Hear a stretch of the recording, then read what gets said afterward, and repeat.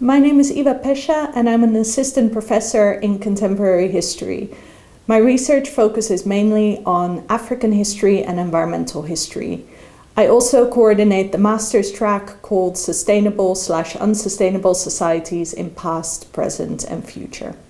I conduct research about the environmental histories of resource extraction in Africa. I currently lead an ERC starting grant project, and we look at gold mining in Johannesburg, copper mining on the Zambian copper belt, and oil drilling in Nigeria's Niger Delta. And we try to understand why people's responses to environmental transformation differ so radically in these three localities. So mining and oil drilling are notoriously harmful to the environment, but still people have responded quite differently to pollution, to damaged rivers, and to smoky air. And our project tries to understand why that is, why in some localities people take to the streets and protest, while in others they seemingly learn to live with pollution.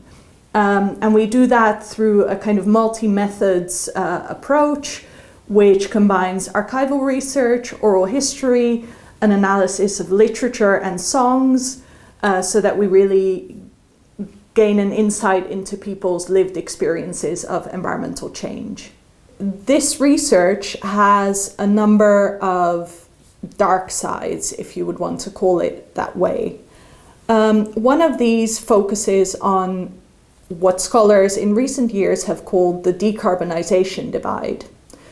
So in the Netherlands and in Western Europe, we're making quite good strides to green the economy, to make a green transition by using solar panels and windmills.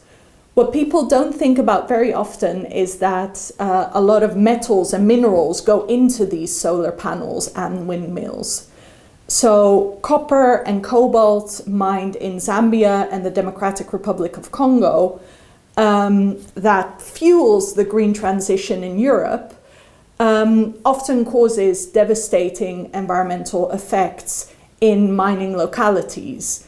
And how we deal with that, how global flows of trade account for these disparities, is, I think, a pressing research issue that we need to pay attention to. A second element that might be interesting to explore is how industrial mining and artisanal mining interact. So lately there's been a lot of attention for cobalt, which is in the media sometimes being named as a new conflict mineral, a blood mineral, because there's a lot of child labor involved in cobalt mining, and also it's causing tremendous environmental devastation. So how are these trade links, the demand for cobalt, how is it fueling artisanal mining, and how are we handling that in a kind of regulatory environment?